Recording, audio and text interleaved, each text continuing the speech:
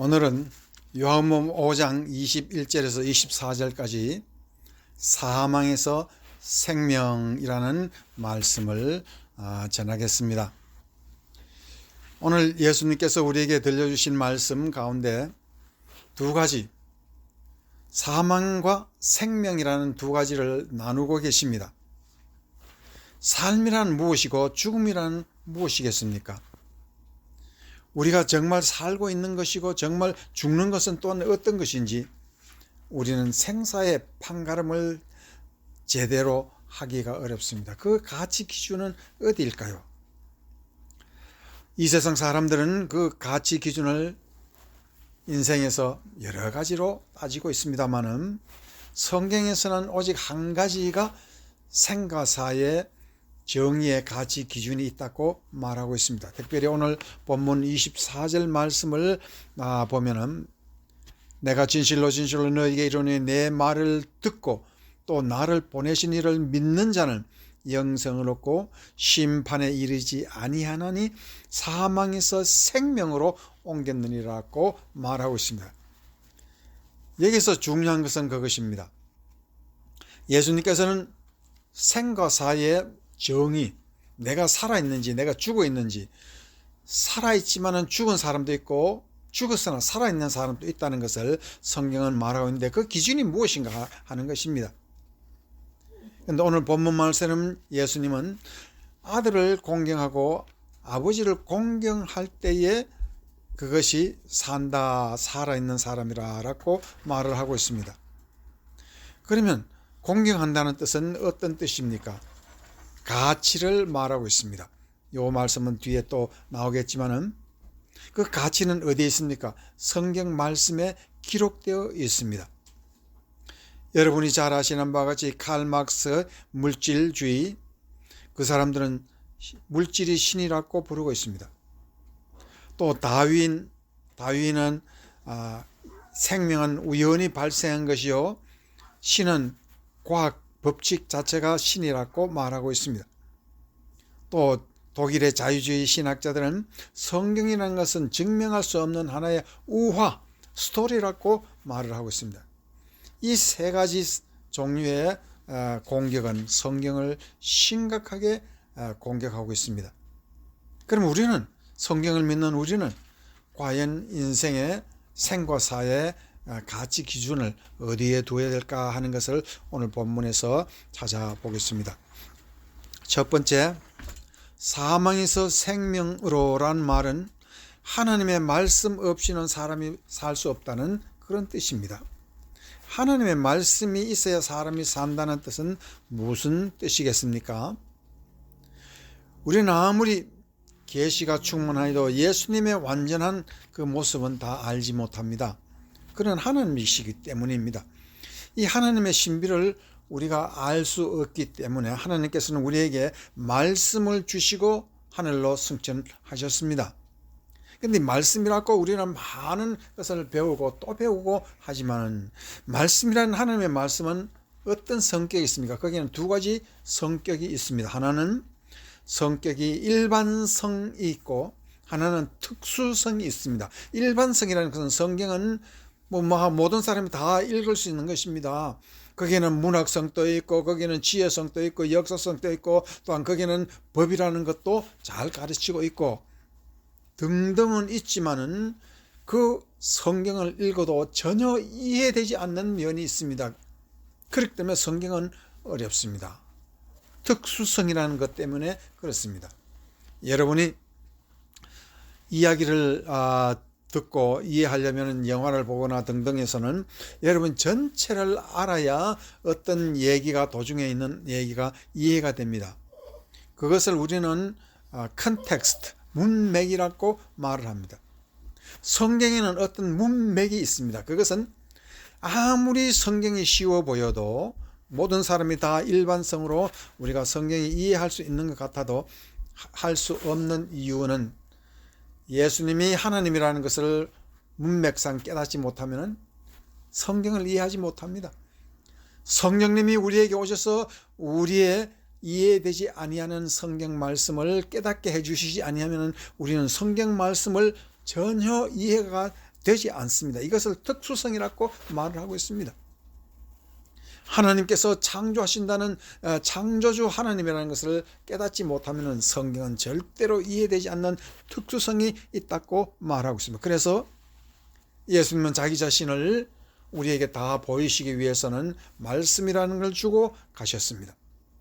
오늘 본문에서도 아들을 공경하고 아버지를 공경하는 그 사람들을 말하고 있는데, 공경이라는 말은 어떤 뜻인고 하면은 티모시톤 히온이라는 아들을 공경한다는 말, 티모시톤 파테라라는 말, 아버지를 공경한다. 티모시라는 뜻은 무슨 뜻인가 하면은 가치를 둔다는 뜻입니다.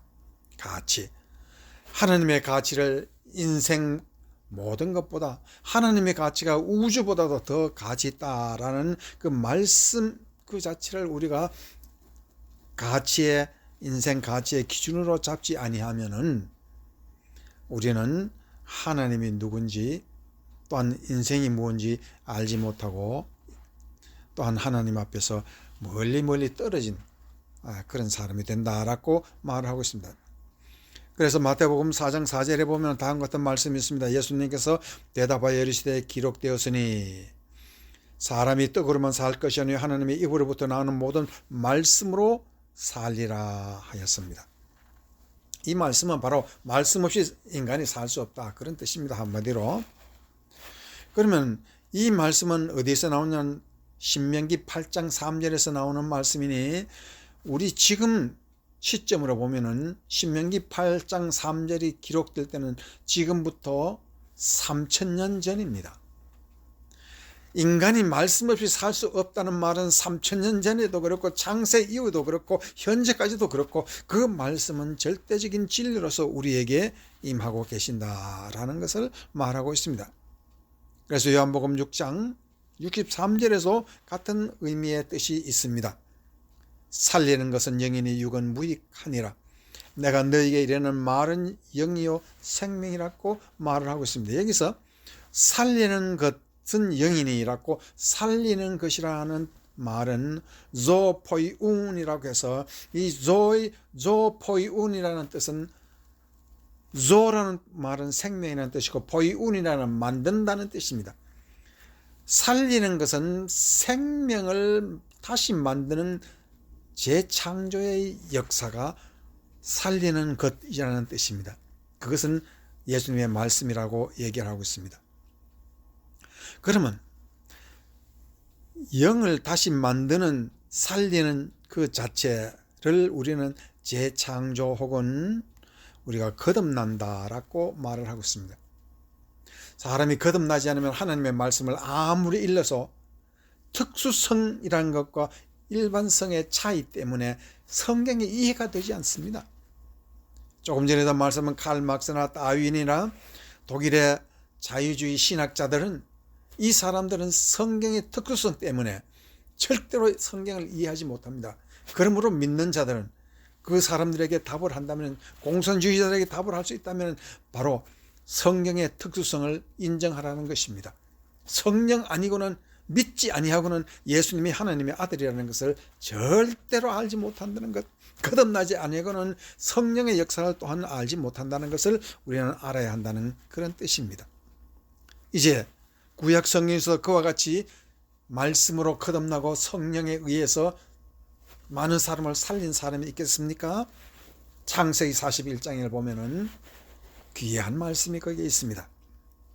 창세기 41장 44절에서 46절 말씀에 보면은, 바로가 요셉에게 이르되 나는 바로라. 애굽 온 땅에서 네 허락 없이는 수족을 놀릴 자가 없으리라 하고, 그가 요셉의 이름을 사분낫 바네아라고 하고, 온의 제사장보다 보디베라의 딸 아느사스를 그에게 주어 아내로 삼으리라. 요셉이 나가 애굽 온 땅을 순찬하리라. 46절, 요셉이 애굽 왕 바로 앞에서 설 때에 30세라. 그가 바로 앞에 떠나 애굽 온 땅을 순찰하니라. 이 말은 뭐냐면은, 요셉이 30살에 애굽 땅에서 총리 왕 외에는 아무도 자기 앞에서 입을 놀릴 자가 없는, 수족을 놀릴 자가 없는 그런 위대한 존재가 되었다라는 말을 하고 있습니다. 그러면 요셉이라는 그 이름의 뜻이 뭡니까? 여러분 다 아시겠지만은 요셉이라는 뜻은 하나님이 더하시리라라는 뜻입니다. 하나님이 더하시리라. 어디서 들은 얘기 아닙니까? 마태복음 6장 33절에 그 말씀이 있죠. 그런즉 너희는 먼저 그의 나라와 그의 의를 구하라. 그리하면 이 모든 것을 너에게 더하시리라 라는 말을 하고 있습니다. 이 더하시리라는 뜻이 뭡니까? 요셉이라는 뜻입니다. 그 말은 하나님의 말씀을 구하고 하나님의 말씀 안에 있는 예수님의 그 행적을 알고자 하는 그 사람, 말씀을 구하는 자에게는 어떤 사람이 된다고? 요셉이 된다, 그런 뜻입니다. 요셉이 받을 복을 말씀 구하는 자가 다 받을 것이라. 참 기가 막히는 말을 하고 있습니다. 여기서 우리는 예수님께서 우리에게 가르치고자 하는 것은 말씀 구하는 자는 요셉이 된다는 그런 뜻이고 요셉이 받는 복을 받는다는 뜻입니다. 그러면 요셉은 어떤 복을 받았습니까? 한번 봅시다. 창세기 37장 9절에서 11절 보면은요, 요셉이 다시 꿈을 꾸고 그의 형들에게 말하여 이르되 내가 또 꿈을 꾼즉 해와 달과 11별이 내게 절하더이다 하니라. 그가 그 꿈을 아버지와 형들에게 말하며 아버지가 그를 꾸짖고 그에게 이르되 내 꿈꿈이 무엇이냐? 나와 내 어머니와 내 형들이 참으로 가서 땅에 엎드려 네게 절하겠느냐? 오늘 야곱이라는 자기 아버지도 감히 깨닫지 못하고 자기의 11 형제도 깨닫지 못한 놀라운 그 비결이 거기에 있습니다. 그러나 이 말은 그대로 이루어졌습니다. 이 말만 이루어진 것이 아니라 요셉의 말대로 하니까 죽어야 될 애굽 땅이 가난과 또한 비가 오지 않는 그런 가뭄으로 인하여 농사가 되지 않고 사람들은 다 굶어 죽어야 될 판에 요셉의 말 한마디로 애굽 땅이 살았고 애굽 백성이 살았습니다. 참 신기합니다. 요셉의 말은 많은 사람을 살렸습니다. 말씀 없이, 하나님의 말씀 없이 살 수 없다는 것이 바로 요셉을 통해서 우리가 잘 보고 압니다. 그러면 요셉이라는 사람은 어떤 사람입니까? 말씀대로 사니까 더하여지리라. 어떤 더하여지는 것이 있었습니까? 70명이라는 야곱의 자녀들이 애굽 땅으로 내려오니까 요셉의 말대로 하니까 그 70명이 100만 명이 됐습니다. 60만 명도 아니고 70만 명도 아니고 100만 명이라는 놀라운 더하심의 역사가 있었습니다. 이 더하리라는 축복이 요셉에게 임하고 요셉의 축복이 이스라엘 백성들에게 임했다, 그런 뜻입니다. 여러분이 아시는 바와 같이 은혜 충만이라는 말이고 성령 충만이라는 말이 있습니다. 성령 충만이라는 뜻이 뭡니까? 더하리라는 충만의 요셉의 축복을 말하고 있습니다. 요셉의 축복은 구약성경에 너의 입을 크게 벌리라 내가 채우리라. 이 채운다는 뜻이 뭡니까? 더하리라는 뜻입니다. 요셉의 축복입니다. 구약성경의 모든 사람들이 받는 축복을 요셉의 축복이라고 성경은 정의하고 있고 신약 성경에서도 예수님은 그와 같은 축복을 내가 주리라고 그랬습니다. 요셉의 말대로 하니까 이스라엘이 살고 또한 애굽이 살고 자기의 형제들이 살아났습니다. 이것이 무슨 신비입니까? 말씀의 신비지요. 그렇게 해서 많은 사람들은 성경 말씀이 일반성으로만 생각하지만 특수성 때문에 성경의 말씀은 모두 성령님의 말씀이기 때문에 우리는 그 말씀대로 할 때는 사람이 살 수가 있고 죽음에서 생명으로 이르는, 사망에서 생명에 이르는 그 신비가 거기에 역사한다라고 오늘 말씀이 가르치고 있는 것입니다. 그러면 우리가 예수 그리스도를 믿고 또한 예수님의 말씀을 믿는다는 것은 예수님은 반드시 우리에게 요셉의 축복, 더하시리라는 축복이 우리에게 임한다는 것입니다.